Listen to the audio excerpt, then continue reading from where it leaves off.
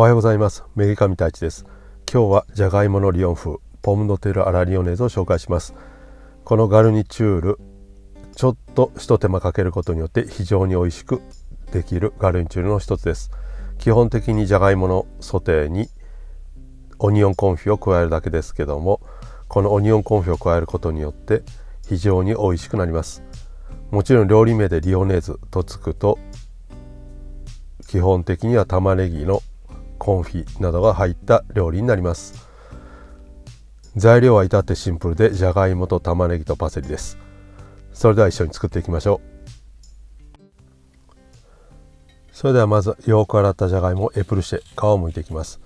じゃがいものこの一番細い面をまず一周エコノムでぐるっと一周してから、あとは平らな面を一気に剥いていきます。このようにエコノムとじゃがいもを動かしながらきれいに剥いていきます。剥き終わったじゃがいもは水につけておいてください。色が変わるのを防ぐためです。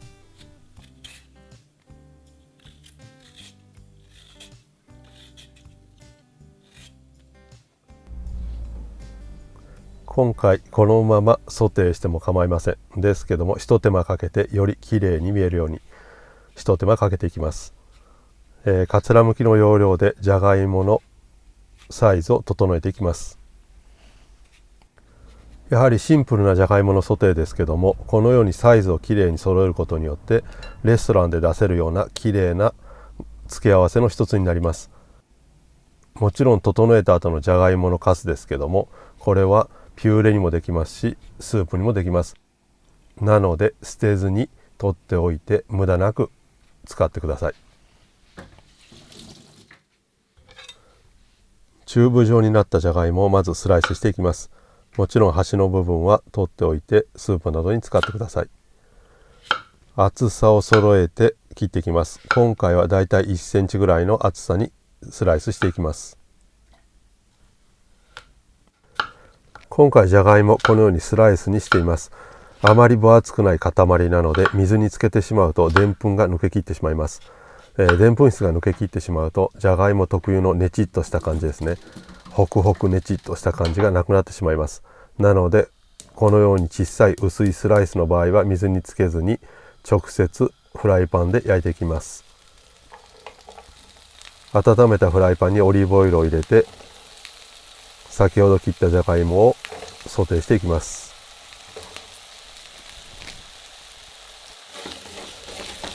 じゃがいもを入れたら油とよくなじませてよく混ぜます。その後じゃがいもが重ならないようにフライパンにきれいに広げていきます。ここで重要なポイントですけども、鍋のサイズ、フライパンのサイズは非常に重要です。このようにちょうどいい感じに広げられたサイズがいいです。もしフライパンが小さすぎるとじゃがいもがきれいに広がりません。逆に鍋、フライパンが大きすぎると物が乗ってない部分の油が焦げてしまいます。なので材料に対しての鍋のサイズは非常に重要なので気をつけてください。ここで皮を剥いて潰したニンニクを入れます。最初からニンニクを入れてしまうと焦げてしまいます。なので半分火が入ってまだ色がついてない状態のところにニンニクを入れます。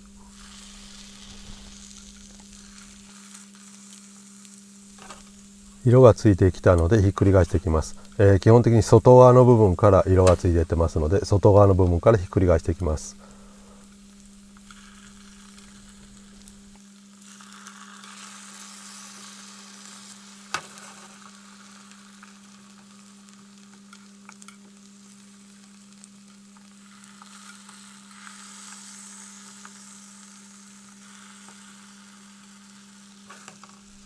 すべてひっくり返した後、ここで初めて塩します。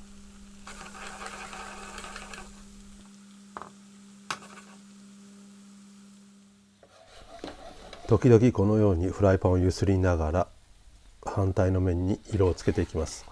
全体的に色がついて火が入ったところで最後仕上げにバターを入れます。最初からバターを入れてしまうとバターが焦げてしまいますので、最後の仕上げにバターを入れてバターの風味をつけます。最後塩コショウで再度汗染めしてこれでじゃがいものソテーは完成です。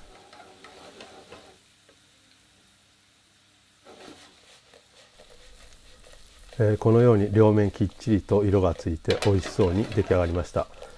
今回紹介するガルニチュールはただのじゃがいものソテーではなく、ポムドテールアラリオネーズ、リヨン風のじゃがいものソテーになります。なのでこれから用意するパセリ、玉ねぎはじゃがいもをソテーしている間に並行して仕込みをしてください。きっちりと洗って水気を切ったイタリアンパセリの葉っぱをコンカッセにしていきます。この時もよく切れる包丁を使って包丁を動かしながら繊維を潰さないように切っていきます。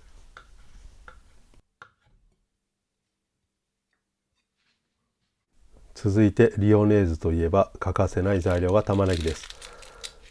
この玉ねぎのキャラメリゼを作っていきます。以前にもグラタンスープオニオンで紹介した要領と一緒です。玉ねぎをまずエプリシェします。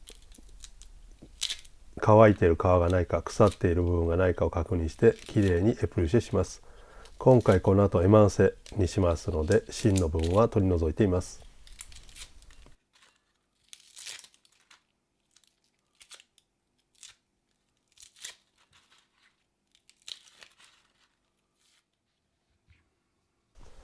エプリシェした玉ねぎを半分に切ってエマンセにしていきます。今回は繊維を断ち切る形でエマンセにしていきます。このがより甘みが出て口当たりがよく形が残らないオニオンキャラメリゼができます。なるべく厚さは揃えてください。火を入れていく間に厚さがバラバラだと火の入りが違って均等にキャラメリゼできません。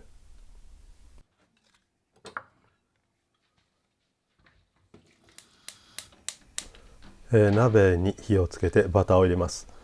バターがよく溶けたところにエマンスにしたオニオンを入れます。玉ねぎを入れたら最初によくバターと玉ねぎをなじませて、そこに塩を入れます。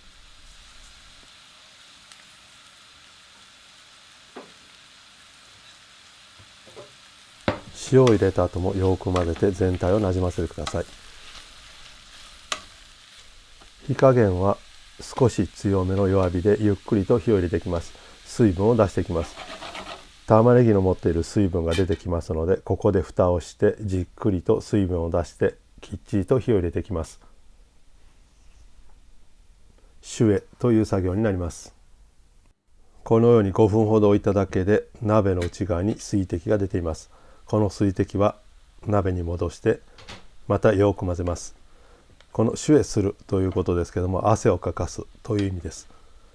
このように玉ねぎをシュエしてきっちりとまず火を入れてから、それからキャラメリゼしていきます。最初から強火でキャラメリゼしてしまうと均一に火が入らない状態で色がついたりします。なのでまずシュエをしてきっちり玉ねぎに火を入れてから、そこからキャラメリゼしていきます。また詳しい動画はスープアラオニオンの動画を見てもらったらより詳しく説明していますので、そちらを参考にしてください。きっちりシュエができていたので、ここからキャラメリゼしていきます。ここから火加減は中火よりも強火できっちりと色をつけていきます。蓋の内側に残っている水分は必ず鍋に戻して、その水分で鍋底のうまみを剥がしていきます。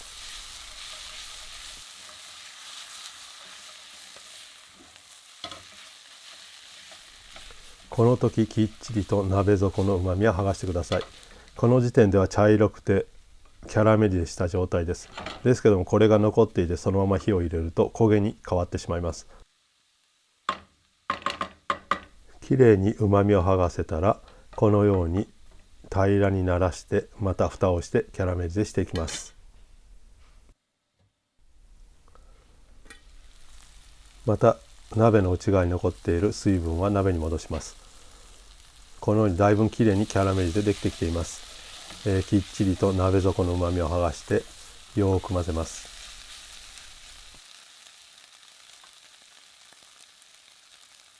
ここからは蓋をせず汗曽根、塩コショウで味を整えて水分を飛ばしていきます。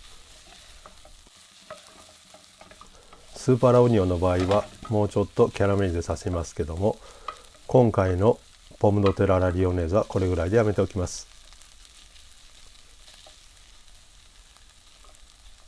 この同じ要領でアンジュイエット・アラ・リオネーズも同じ要領で玉ねぎを使います。またその動画他ありますのでそちらを参考にしてください。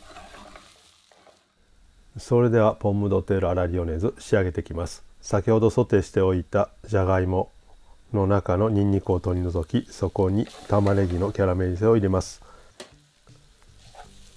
あとはこのまま一緒にソテー、まんべんなく玉ねぎが行き渡るようにして完成になります。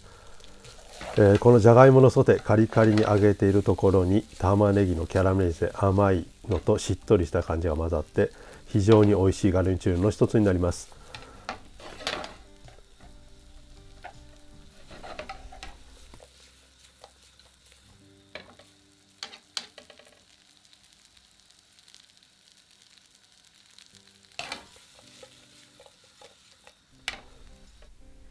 それでは温めたお皿に盛り付けます。シンプルに盛り付けて、あとはパセリをかけて完成になります。このガルニチュール、合う料理といえば肉、グリエした肉などはよく合うと思います。非常に玉ねぎのうまみが詰まった美味しいガルニチュールになります。普通のじゃがいものソテーよりも一手間かかっています。ぜひ挑戦してみてください。お皿の周りはきれいに拭いて、最後イタリアンパセリのコンカッセを上からかけてポム・ド・テラ・ラ・リオネーズの完成になります。それではお疲れ様でした。ボナペティ。